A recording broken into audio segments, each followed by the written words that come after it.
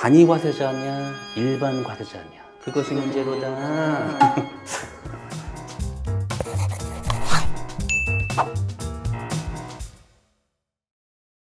네, 안녕하세요. 세무법인 엑스퍼트 김철수 세무사입니다. 오늘은 7월달 부가가치세 신고 납부 시즌에 좀 맞춰서 이 영상을 준비를 하긴 했는데, 일반적인 부가가치세 영상이 아니라 7월 1일 기점으로는 간이 사업자가 일반으로 전환된다거나 일반 사업자가 간이로 전환되는 시점의 딱 중간에 있는 달이기도 합니다. 그래서 이렇게 전환이 되면 어떤 변화들이 있는지, 그리고 어떤 점을 유의해야 되는지, 간이었던 분들은 일반으로 갈 때 알러지 반응이 많았는지, 여러 가지 상황에 대해서 요약을 해드리는 영상을 준비했습니다. 이 영상을 끝까지 보시면 부가가치세에 대해서 조금 친숙해질 수 있는 그 기회가 될 겁니다. 먼저 우리가 이제 사업을 시작하면 간이 과세로 할 건지 일반 과세로 할 건지 고민을 많이 하세요. 일단은 간이 과세로 신청이 되는 업종도 있고 아예 간이 과세가 배제되는 업종이 있습니다. 저 같은 전문직군 매출이 높으리라고 생각되는 업종 내지는 부동산 매매 이런 것들은 아예 간이 과세 배제 업종이어서 일반 과세자로 그냥 하셔야 돼요. 하지만 그런 거 아닌 업종들은 간이 과세자를 선택은 할 수 있죠. 그리고 만약에 간이 과세자로 선택을 했다고 하더라도 지금 2025년이잖아요. 2024년 매출을 1년 동안 이렇게 봤을 때 연 1억 4백이 넘으면 자동적으로 이번 달 7월 1일 기점으로 일반 과세자로 전환이 되는 겁니다. 간이 과세자가 뭔가 좀 좋은 것 같긴 한데 왜 사람들이 그런 간이 과세자를 좀 선호하는 거예요? 제가 뭐 간이 과세자가 좋다, 일반 과세자가 좋다 이렇게 딱 단적으로 말씀드리진 않고요. 그냥 소규모 사업자 입장에서 봤을 때는 자기 자금에서 유출만 놓고 보면은 어떤 물건을 팔거나 용역을 제공했을 때 밖으로 새어나가는 세금의 유출 금액은 현저하게 일반보다는 간이 과세자가 적습니다. 그것만으로 놓고 보면 간이 과세자가 일반 과세자의 약간 특례적인 거기 때문에 간이 과세자가 그런 측면에서는 훨씬 좋죠. 그러면 나라에서 이 간이 과세자를 만든 이유가 뭘까요? 원래는 이 간이 과세자 제도는 도세, 형평 이런 거 측면에서 보면은 위배되는 거예요. 근데 일반 과세자보다는 아직 사업 규모나 매출 규모가 작기 때문에 어느 정도 그걸 지원해주기 위한 거지, 1년 기준 매출액으로 1억 4백이 넘어가면 간이 과세자였던 분들은 자동적으로 일반 과세자로 전환될 수밖에 없습니다. 그러면 어떤 이벤트가 벌어지는지 제가 한번 설명을 해드릴게요. 한 5월달 내지는 6월달 경에 간이 과세자였던 분들 중에 올해 1월달 부가세 신고를 하면서 기준금액이라고 할 수 있는 1억 4백만 원을 넘겼던 분들은 6월달까지도 간이 과세자였을 겁니다만 5월달이나 6월달 초에 과세 유형 전환 통지서라는 게 날라옵니다. 이게 뭐지? 이런 얘기가 있어요. 당신은 이제부터 간이가 아니라 일반입니다. 이렇게 해야 합니다.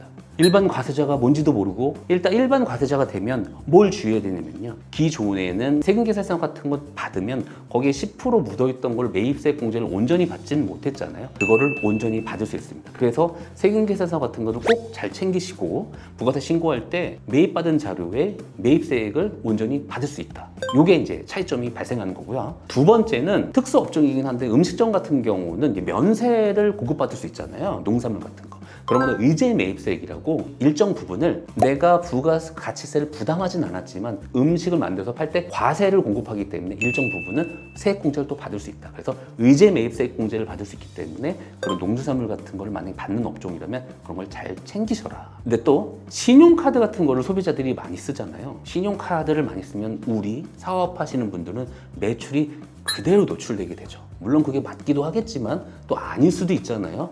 누락에 대한 욕구도 좀 있듯이 그러면서 또 뭐까지 납부하죠? 카드 수수료도 납부하게 되시잖아요. 신용카드 발행 매출이 있다면 일정 부분을 연 1,000만 원까지 부가세 신고할 때 공제를 해줍니다.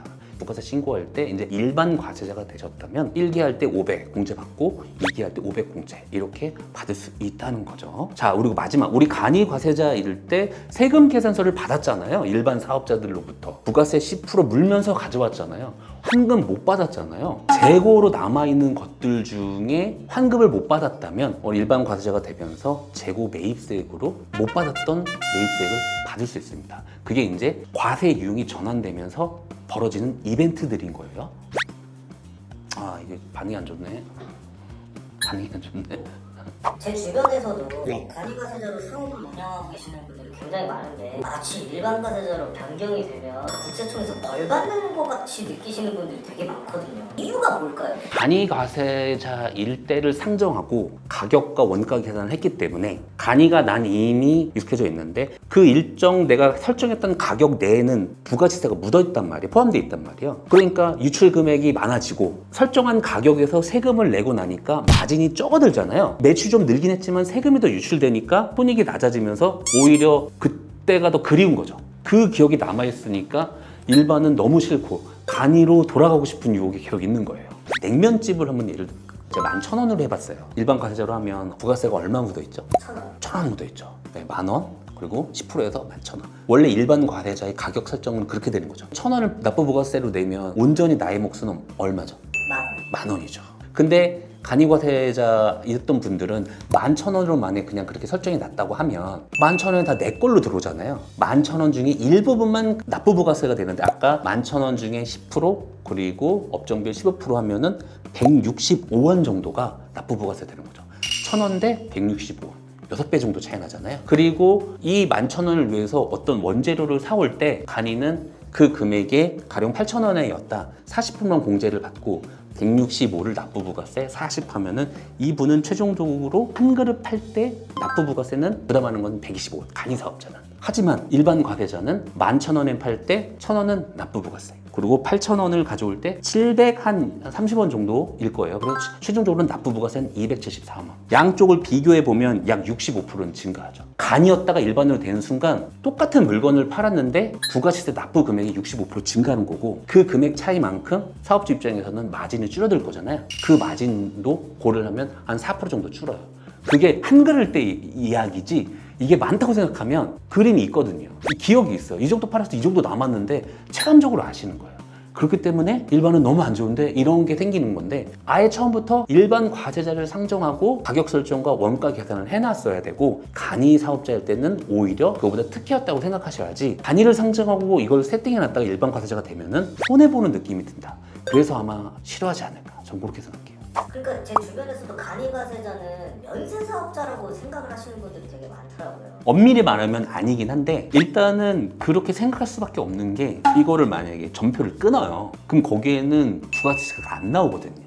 안 나와요 일단은. 그러니까 이제 일반적인 입장에서는 부가가치세가 없네? 그러니까 이제 세금이 없네? 면세네? 이렇게 생각하는 건데 엄밀히 말하면 면세사업자라는 분은 별도로 있는 거고 이분은 그냥 말 그대로 과세사업자이긴 한데 일반 과세사업자가 아니라 간이 일반 사업자였다 이렇게 보시는 게 맞고 부가세는 있습니다. 물건에. 그게 온전히 10%가 아니었기 때문에 부담이 적었을 뿐이에요. 그러면 이 간이과세자와 일반 과세자를 나누는 기준은 그냥 온전히 부가가치세 기준인 거네요.